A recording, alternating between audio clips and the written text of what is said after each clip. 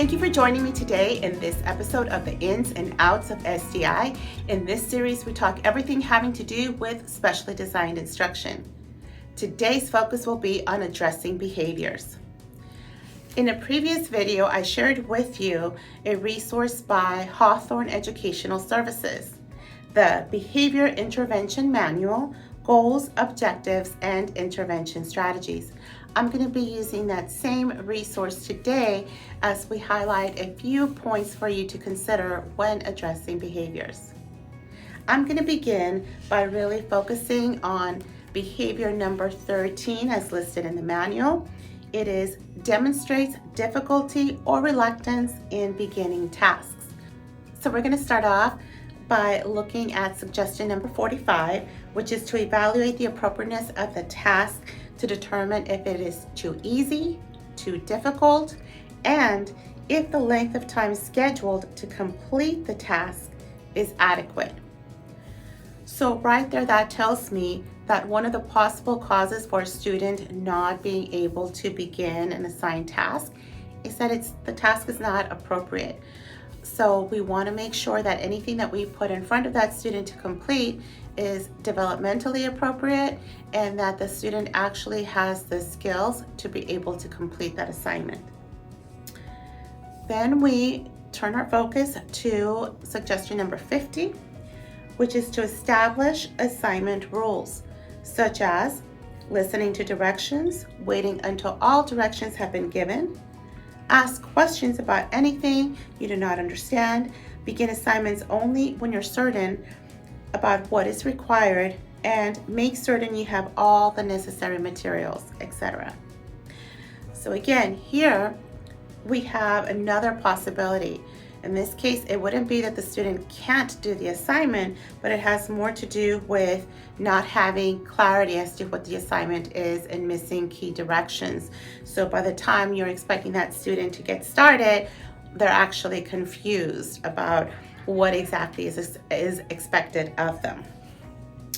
Now, the specially designed instruction that would go hand in hand, if that is the case, would be number 39, which says to teach the student direction following skills such as listening carefully, writing down important points, asking for clarification, and waiting until all directions are received before beginning. And if you're in a co-teach setting, you can really use that second adult in the room to really model some of this. So I can easily see, for example, while teacher A is giving directions, teacher B can be modeling for the student how they can appropriately ask for clarification. So it might be something like, can you please repeat that last step? Or it could be, let me understand what you're saying is, and then being able to restate that direction. On to suggestion number 56 says, use a timer to help the student know how much time he or she has to follow through with directions. Now we're working on that transition time, going from when they have all the information and materials needed to that student actually getting started. And here it is suggesting a timer.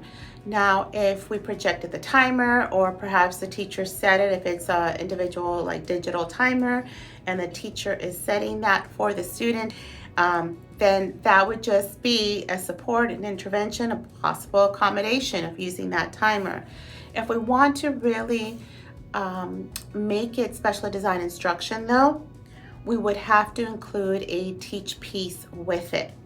Now, what I would do in this case is really help that student learn how to manage that timer on their own. So for the younger grades, it might be they have one of those like minute or 2 minute little sand timers, and really teaching that student, okay, flip it over, and by the end of that timer, you should already have the name, the date on your paper, and you should already be started on that first part or first problem. For older students, they can set their own digital timer.